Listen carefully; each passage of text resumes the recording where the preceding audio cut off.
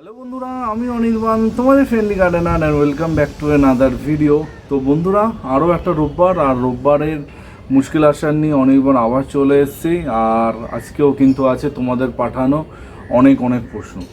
আজকে যত প্রশ্ন আছে তার ম্যাক্সিমামটাই আমি দেখেছি যে বর্ষা রিলেটেড প্রশ্ন বেশি আসছে। তার কারণ হচ্ছে সামনেই বর্ষা আসছে, আর এখন প্রাক বর্ষণ একটা চলছে, সব জায়গায় হচ্ছে, তোমরা তো জানোই। তো প্রচুর বর্ষা রিলেটেড প্রশ্ন আসছে, তো সেই মতো কিন্তু আমি আজকে ভিডিওটা অ্যারেঞ্জ করেছি। ঠিক আছে, তো চলো প্রথম প্রশ্নের কাছে চলে যাওয়া যাক, দেখা যাক বন্ধু কী প্রশ্ন করেছে। আজকে প্রথম প্রশ্ন এসে শর্মিলা দাসের থেকে। শর্মিলাদি বলছে, অনির্বাণ নিশ্চয়ই ভালো আছো, বাড়ির সবাই নিশ্চয়ই ভালো আছে, তোমাকে প্রতিদিন দেখি, নতুন কিছু শিখি, কিছু জিজ্ঞেস করার প্রয়োজন মনে হয় না, কারণ জিজ্ঞেস করার আগেই তুমি সব উত্তর দিয়ে ফেলো। Thank you so much. আমার এখন একটা বর্তমানে জিজ্ঞাসা আছে, সেটা হচ্ছে আমার কাছে বেশ কিছু জারবেরা গাছ আছে। তো এই জারবেরা গাছগুলো কি বর্ষার মধ্যে শেডে রাখবো নাকি বাইরে ওপেনে রাখবো, যদি একটুখানি জানিয়ে দিতে। তোমার ভিডিও দেখে অনেক কিছু শিখেছি, অনেক বোগানভেলিয়া এনেছি, সেগুলো তোমার মতো করে রিপোর্ট করে গাছগুলো খুব সুস্থ আছে, ভালো আছে। এইভাবেই সবসময় সবার হেল্প করো, আর সবুজে থেকো। হ্যাঁ, সবুজে তো থাকতেই হবে, কারণ সবুজে না থাকলে আমাদের ভবিষ্যৎ অন্ধকার, ভবিষ্যৎ কালো হয়ে যাবে। আর একটা জিনিস আমি লক্ষ্য করেছি, যখনই গরম পড়ে 40 ডিগ্রি 38 ডিগ্রি, কোথাও কোথাও 45-46 ডিগ্রি, তখনই মানুষের সবুজের কথা মনে পড়ে। সারা বছর কিন্তু কোনো ঠিক ঠিকানা থাকে না, যে কোথায় গাছ মরছে, কোথায় গাছ কাটছে, আর কিচ্ছু যায় আসে না। ঠিক যখন গরমটা পড়বে, যখন রাস্তায় মানুষজন বেরোবে, মাথায় যখন ছ্যাঁকাটা লাগবে, তখন মনে হবে, ইস যদি এখানে এইখানে আরেকটা গাছ থাকতো, ইস যদি এখানে একটা বড় বট গাছ থাকতো, এখানে বড় একটা সেই গাছ থাকতো, কি ভালো হতো। কিন্তু কি করা যাবে। তো এই জিনিসগুলো যদি তোমরা সারা বছর চিন্তা করো, সারা বছর যদি ভাবো রাস্তা ধারে একটা বট গাছ লাগাই, রাস্তা ধারে একটা আম গাছ লাগাই, ঠিক আছে, মানে তোমার ওই গাছগুলো ফিউচারে গিয়ে তোমাদেরই কিন্তু লাভ দেবে। আমাদের এখানেও দেখি, আমার বিদেশের ভিডিও দেখি, সেখানে উন্নয়ন আর প্রকৃতিকে সংরক্ষণ দুটো সাইড বাই সাইড চলে। বাইরের অনেক দেশ যেগুলো আমাদের দেশের থেকে অনেক গুণ এগিয়ে আছে, টেকনোলজি দিক থেকে বলো, যাই বলো, কিন্তু তারা কিন্তু প্রকৃতিকে কখনোই অস্বীকার করেনি, বা প্রকৃতি ভেঙে টেকনোলজিতে এগিয়ে গেছে, সেটা কিন্তু কোনো দিনও হয়নি। তুই কোরিয়া যাও, জাপান যাও, তারপর কি বলি ক্যানাডাতে যাও, সেখানে দেখো কত গাছ। মানে ওখানে রীতিমতো কেউ বাড়ি যদি করে, আর সেই বাড়ির সারাউন্ডিংসের মধ্যে যদি কোনো বড় গাছ থাকে, আমাদের এখানে গিয়ে বড় গাছ কেটে উড়িয়ে দে, ওতে কী আছে। কিন্তু বাইরের দেশে একটা গাছ কাটার আগে মানে ওখানকার যে বোর্ড আছে তার থেকে পারমিশন নিতে হয়, যে গাছটা আমি বাড়ি করবো, গাছটা কাটবো। যদি ওখানে বড় বড় গাছ কেউ কাটে না, সেই গাছগুলোকে তুলে জঙ্গলে গিয়ে রিপোর্ট করে বিভিন্ন মেশিনের মাধ্যমে, আমি ওগুলো দেখি। আমাদের দেশে ওগুলো কবে যে চালু হবে আমি সিরিয়াসলি জানি না, ঠিক আছে, সিরিয়াসলি জানি না। আই হোপ খুব তাড়াতাড়ি চালু হোক, মানে ওইসব চালু না, মানুষের মধ্যে একটু সবুজের প্রতি একটু মানে কী বল চিন্তা ভাবনা আসুক, যে সবুজকে সংরক্ষণ করতে হবে, সবুজ বাড়াতে হবে, ঠিক আছে, তাহলেই তো আমাদের সব কিছু ভালো থাকবে। শুধু বড় বড় অট্টালিকা বানিয়ে যাবো, কলকারখানা করবো, এই চিন্তা ভাবনা করলে হবে না। আমাদের বর্তমান সরকার এবার বলেছে 1,10,00,000 গাছ বসাবে, কিন্তু আমি বলবো যে শুধু গাছ বসালে হবে না, গাছটাকে রক্ষণাবেক্ষণ করতে হবে। প্রতি বছর এরকম প্রচুর মানুষজন, এর আগেও আমি দেখেছি, প্রচুর গাছ বসিয়েছে, ছবি তুলেছে, ভিডিও ছেড়েছে, ব্যাস হয়ে গেছে। এই সামনে বন মহোৎসব আসছে, তো শুধু গাছ বসানোটা না, গাছটাকে সংরক্ষণ করতে হবে, গাছটাকে রক্ষণাবেক্ষণ। একটা বছর মন প্রাণ দিয়ে গাছটাকে বাঁচিয়ে দিলেই কিন্তু গাছটা থেকে যাবে আজীবনকাল, ঠিক আছে। আমাদের ছাদে আমরা যতই সবুজ করি, কিন্তু আসল হচ্ছে আমাদের সোসাইটিকে সবুজ করতে হবে, আমাদের লোকালিটিকে সবুজ করতে হবে। প্রচুর গাছ আমাদের অগোচরে কিন্তু প্রতিদিন কাটা পড়ছে, এগুলো কিন্তু আমরা জানতেও পারছি না, ঠিক আছে। প্রচুর জ্ঞান দিয়ে দিয়েছি শুরুতেই, আর বেশি কথা বলবো না, সোজা প্রশ্নে যাবো। সেটা হচ্ছে, হ্যাঁ জারবেরা, জারবেরা গাছ অবশ্যই এখন বৃষ্টির মধ্যে রাখলে কোনো অসুবিধা নেই, কিন্তু দেখতে হবে যেন গাছগুলোতে ফাঙ্গাস না হয়, কারণ এই বর্ষায় কিন্তু গাছে প্রচুর ফাঙ্গাস অ্যাটাক হতে পারে। তো সেই ফাঙ্গাস অ্যাটাক থেকে বাঁচতে গেলে যা যা করতে হয় সেটা করতে হবে। আমার গাছ তো ওপেনেই আছে, কোনো অসুবিধা কিন্তু হচ্ছে না। চলো, এর পরের প্রশ্ন এসছে নীলাদ্রি ভৌমিকের কাছ থেকে। নীলাদ্রিবাবু বলছেন, অনির্বাণ আমার পিস লিলি নিয়ে খুব ঝামেলায় পড়েছে, গাছটা কিছুতেই বাড়ছে না, কিছুই হচ্ছে না, যদি একটুখানি বলে দিতে পিস লিলিটা নিয়ে কী করব। গাছটা আমি 1 মাস হলো এনেছি, রিপোর্ট করেছি। আচ্ছা আচ্ছা আচ্ছা আচ্ছা, ঠিক আছে। উনি পিস লিলি কিছু ছবি পাঠিয়েছে। আমি লাস্ট উইকেও এই সেম প্রবলেম কিন্তু বলেছিলাম, করুণা কাকিমা সম্ভবত হয়েছিল। পিস লিলিকে জল তখনই দিতে হবে যখন ও জল চাইবে, যখন ওর গলা একদম এতটা শুকিয়ে আসবে তখন গিয়ে জল দেবো। রোজ অন্য গাছে জল দিচ্ছি, পিস লিলিকেও জল দিচ্ছি, দিলে কিন্তু হবে না। পিস লিলি দুভাবে করা যায়, একটা হচ্ছে পুরো সয়েললেস, পুরো জলের মধ্যে, আরেকটা কিন্তু মাটি। ঠিক আছে, তো তোমরা এবার যেখানে করবে সেটা বুঝে কিন্তু তোমাদের করতে হবে। মাটির মধ্যে করলে মাটিটা সেই রকমভাবে বানাতে হবে যাতে জল দেওয়ার সাথে সাথে ড্রেন আউট হয়ে যায়। আর পুরো পাতা যেমন ঝুলে পড়বে, যখন ওর মধ্যে কোনো জল নেই তখন গিয়ে আমরা গাছে জল দেবো। অতিরিক্ত জল দিলে কিন্তু পিস লিলি কখনোই ভালো হবে না, গাছ কিন্তু খারাপ হবে। আপনি জলটা সামলে দিন, গাছ ঠিক হয়ে যাবে। ঠিক আছে, আর অতিরিক্ত খাবার দিলে যে গাছ ভালো হয় এটা কিন্তু না, ঠিক ঠিক খাবার দিতে হবে। পিস লিলি একটা ইনডোর প্রজাতির গাছ, যদি ওটা আউটডোরেও হয়, কিন্তু ম্যাক্সিমাম মানুষরা ওটা ইনডোরের জন্যই কেনে। এখানে উল্টোপাল্টা খাবার দিলে হবে না। ইনডোর গাছে কখনোই মিক্স খাবার দিয়ে দিলাম বা লিকুইড সার দিয়ে দিলাম হবে না, ওখানে দিতে হবে সিউইড, হিউমিক, ব্যালেন্সড এনপিক, এই ধরনের জিনিসপত্র গাছকে যদি বেশি করে দেওয়া যায় গাছ ভালো থাকবে। চলো, এর পরের প্রশ্ন হচ্ছে সৌম্যকান্তি ঘোষের থাকে। সৌম্যকান্তি বলছে, বাড়ির অনেক চাপ সামলে তোমার ভিডিও দেখে 20টা বোগানভিলিয়া এনেছি। বাড়িতে তো অনেক রকম সমস্যা হয় গাছ করা নিয়ে, কিন্তু তারপরেও আমি গাছ করছি। তুমি যেরকমভাবে গাইড করেছো সেইভাবেই কিন্তু মাটি তৈরি করেছি, সেই রকম প্রজাতির গাছ এনে বসিয়েছি। আমার এখন একটা প্রশ্ন হচ্ছে, গাছগুলো তো তোমার খাবার পেয়ে তত্তরিয়ে লম্বা হচ্ছে। আমি একবার প্রুনিং করেছিলাম, এই বৃষ্টি তো শুরু হয়ে গেল, এর মধ্যে কি আবার প্রুনিং করব? যদি একটু মুশকিল আসান করতে। প্রথম শুনলাম কোনো দাদা বলছে তার গাছ করতে সমস্যা হচ্ছে বাড়িতে। ম্যাক্সিমাম সময়টা দিদিরাই কমপ্লেন করে আমার কাছে যে তারা গাছ করতে পারে না বিভিন্ন কারণবশত, বিভিন্ন সমস্যায়। প্রচুর দিদিরা কাকিমারা কমপ্লেন করে আমাকে। ঠিক আছে, ইভেন এমনও হয়েছে, আমি আজ থেকে বেশ অনেক মাস আগে, 3-4 মাস আগে তো হবেই, এক দিদি আমাকে ফোন করে বলেছিল, অনির্বাণ তুমি একটু তোমার দাদাকে একটু বোঝাবে যাতে আমাকে গাছ করতে দেয়। তখন দাদার সাথে নিজে পার্সোনালি কথা বলি। আমার জন্য এটা একটা নতুন অভিজ্ঞতা যে আমি একজনকে কনভিন্স করাই যে যাতে উনি গাছ করে, মানে ওনাকে গাছ করতে দেওয়া হয়। তখন আমি দিদিরও কিছু ভুলভাল কাজ আমি শুনি দাদার থেকে, যে কেন তারা রাগ করেছে, কেন তারা বারণ করেছে গাছ করতে। দিদির দিকটাও শুনি, দাদার দিকটাও শুনি, করে আলটিমেটলি তারা এখন দুজন মিলে বাগানটাকে সবুজ করে তুলেছে। বাগানে এখন প্রায় 100-র ওপর টব আছে, এই ক মাসে টব আরও বেড়ে গেছে। দাদা এখন নিজে গাছ কিনে দেয়। ঠিক আছে, আমি একটাই মনে করি, একটা বাগান শুধু আমার ভালো লাগছে বলে আমি করে যাচ্ছি এটা করলে হবে না, পুরো ফ্যামিলিটাকে কিন্তু একটা বাগানটার মধ্যে ইনভলভ করাতে হবে। আমার আজকে ভালো লাগছে আমি যা খুশি বাগান করবো, যত খুশি গাছ করবো, ওরকম করলে হবে না। আমার এই যে ছাদে এত টব আছে, যদি আমার এই ইচ্ছা মতো আমি সব কিছু করে যেতাম তাহলে তো আমার বাড়িতেও ঝামেলা হতো। কিন্তু আমি বাগানও করেছি, কিন্তু আমার বাড়ির যারা আছে তাদের কথাও কিন্তু ভাবা হয়েছে। ঠিক আছে, এইখানে বাগানে যথেষ্ট জায়গা আমি রেখেছি যেখানে জামা কাপড় রোদে দেওয়া বা বিভিন্ন রকম জিনিসপত্র কাজের জন্য যেই ছাদ লাগে সেটা কিন্তু ব্যবস্থা রাখা হয়েছে যাতে বাড়িতে কোনো ঝামেলা না হয়। ঠিক আছে, তো থাকছে কথা। এবার আমার প্রশ্নে চলে যাই, সেটা হচ্ছে গাছে প্রুনিং করা নিয়ে প্রশ্ন।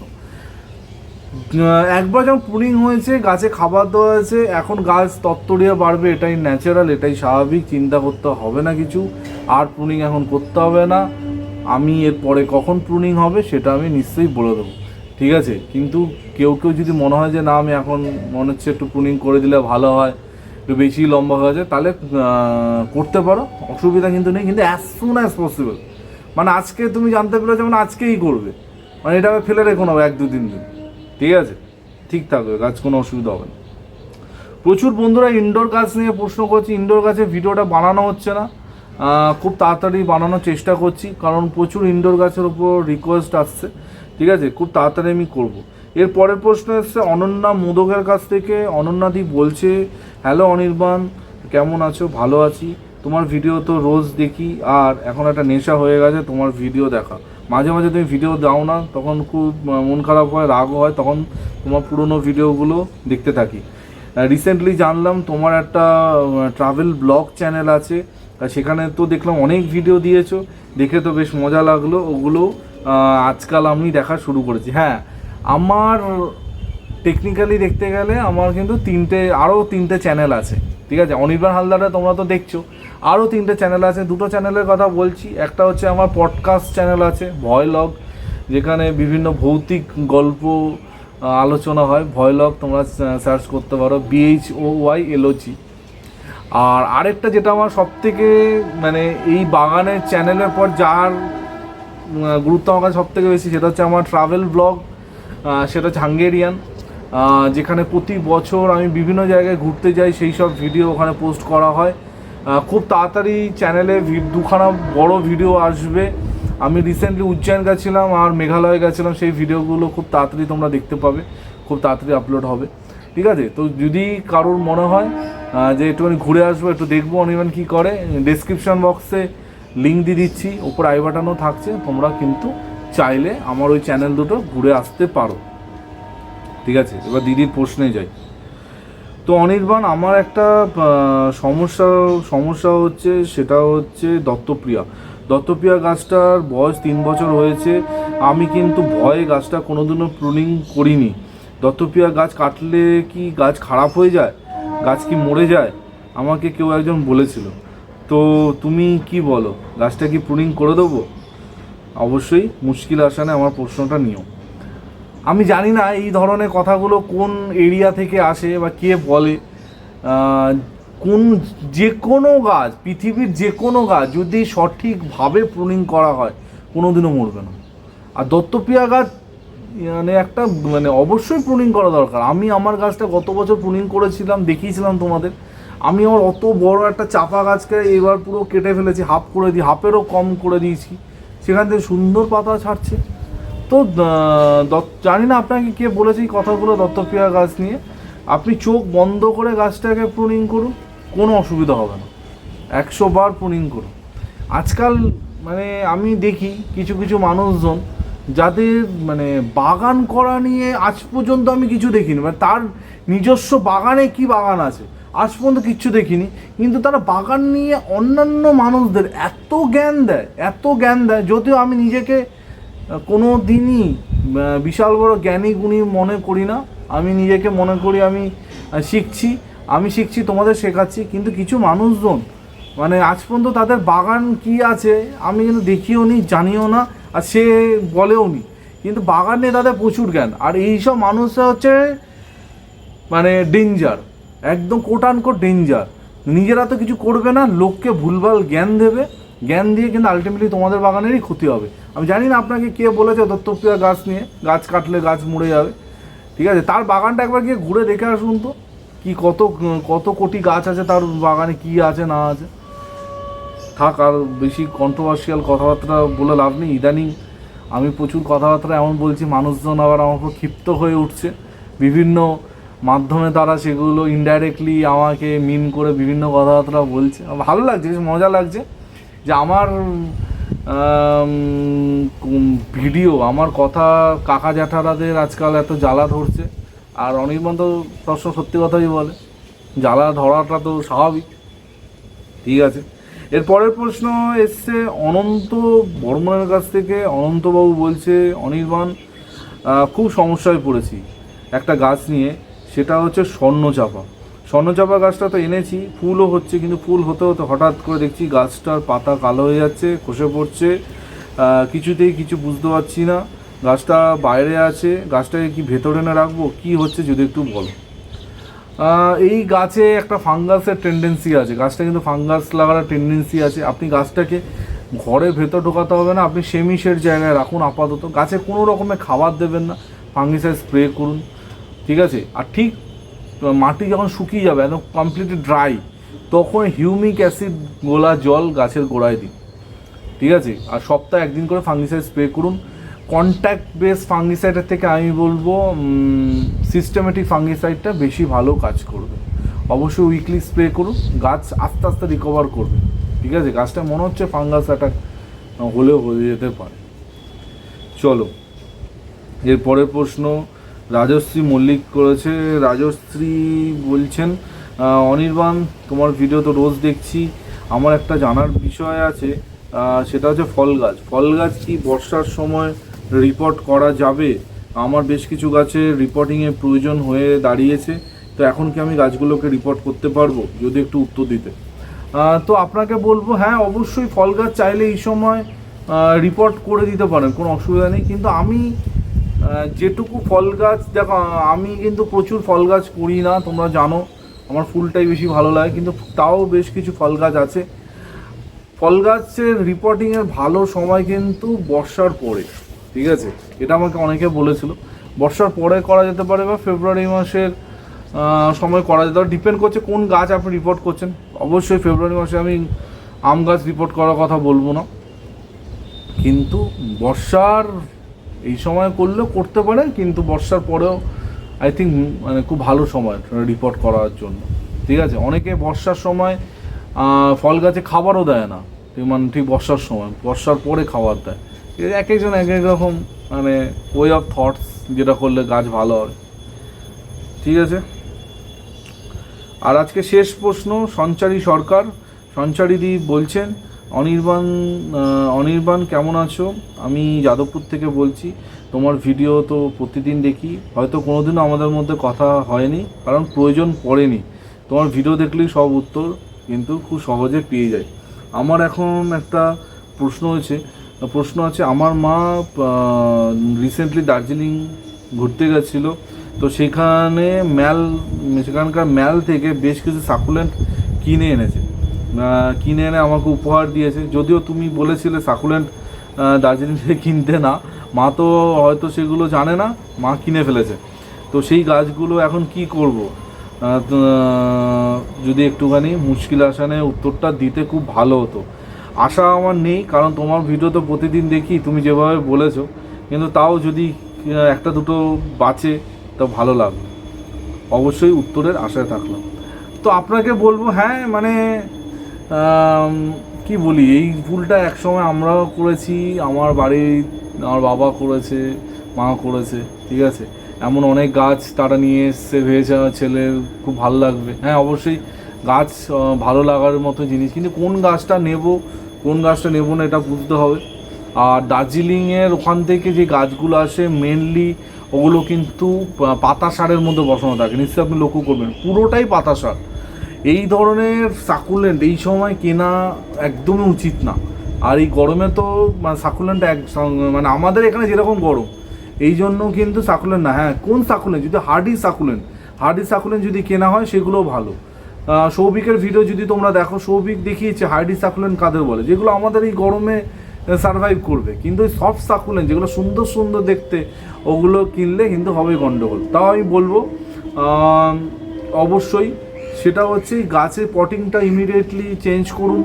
গাছটাকে 80-20 রেশিওতে সিন্ডার আর ভার্মিকম্পোস্টের রেশিওতে গাছটাকে রিপোর্ট করুন। গাছগুলোকে সেমি শেডে রাখবেন, তার মানে একদম ইনডোরে না, এমন জায়গায় রাখবেন যেখান থেকে কিন্তু লাইট আসে, ঠিক আছে। ইনডোর লাইট না, আউটডোর লাইট, আর ডাইরেক্ট সানলাইট যেন না পড়ে, এরকম জায়গায় রাখবেন। উইকলি জল দেবেন, নিশ্চয়ই গাছ ভালো থাকবে, ঠিক আছে।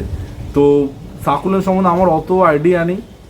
আর আমার এক বান্ধবী আছে, ওরও একটা ইউটিউব চ্যানেল আছে, ওর চ্যানেলের নাম হচ্ছে স্বাগতার বাগানবাড়ি, সম্ভবত, আই মাইট বি রং, স্বাগতার বাগানবাড়ি, হ্যাঁ স্বাগতার বাগানবাড়ি, রাইট। ওর চ্যানেলটা অবশ্যই ফলো করতে পারেন। ও প্রচুর সাকুলেন্ট, ক্যাকটাস এই ধরনের গাছ প্রচুর করে। ওর চ্যানেলে প্রচুর এই ধরনের ভিডিও আছে, স্বাগতার বাগানবাড়ি লিখে সার্চ করুন, আপনি ওর চ্যানেলে কি করে সাকুলেন্ট বসাতে হয়, কি করে কি করতে হয় ওইগুলো ভালো পেয়ে যাবেন। ঠিক আছে, অনির্বাণ অত জানে না, ও অনেক বেশি জানে আমার থেকে। আমি এগুলো অকপট স্বীকার করি যে আমি যেই জিনিসটা জানি না আমি স্বীকার করি যে হ্যাঁ আমি জানি না বাবা, আমি যে জানে আমি তাকে রেফার করে দিই। ঠিক আছে, তো যেমন একটা কথা বলছি, বোগানভেলি আমিও করি, জানি না কতটা ভালো করি কি, কিন্তু চন্দ্রমল্লিকা আমিও করি, কিন্তু আমার থেকে ভালো চন্দ্রমল্লিকা কে করে? প্রদীপদা। ঠিক আছে, আমার থেকে ভালো চন্দ্রমল্লিকা কে করে? প্রসূন। তো আমি যদি কাউকে রেকমেন্ড করি আমি বলবো যে হ্যাঁ আমার ভিডিও দেখো, অবশ্যই দেখো, আমার ভিডিওটা আগে দেখো, কিন্তু প্রদীপদার এম গার্ডেন পির ভিডিওটাও দেখো। ঠিক আছে, কারণ প্রদীপদা অনেক বছর ধরে দারুণ চন্দ্রমল্লিকা করছে, আর অনির্বাণ যেটুকু চন্দ্রমল্লিকা শিখেছে প্রদীপদার থেকেই আমি শিখেছি। তো এটা মানে বলাতে কোনো মানে ভুল কিছু আমি দেখি না। অনেকে তো আবার মানে থাক এসব, অনেকের কথা বললে আবার কী সব বলে ফেলবো, আবার কাকা জ্যাঠাদের রাগ হবে। ঠিক আছে, থাক এসব কথা। তো স্বাগতার বাগানবাড়ি অবশ্যই চেক আউট করো যদি ভালো সাকুলেন্ট ক্যাকটাস করতে হয়, আর ভালো চন্দ্রমল্লিকা করতে হলে এম গার্ডেন পি, হ্যাঁ অবশ্যই দেখো, আমার চ্যানেলেও আসবে খুব তাড়াতাড়ি এম গার্ডেন পির ভিডিও। ঠিক আছে, তোমাদের অপেক্ষা করো। ঠিক আছে, আগে আমার ভিডিও দেখবে, তারপর প্রদীপদার ভিডিও দেখবে। তো চলো, এই ছিল আজকে এই সপ্তাহের মুশকিল আসান শেষ করলাম।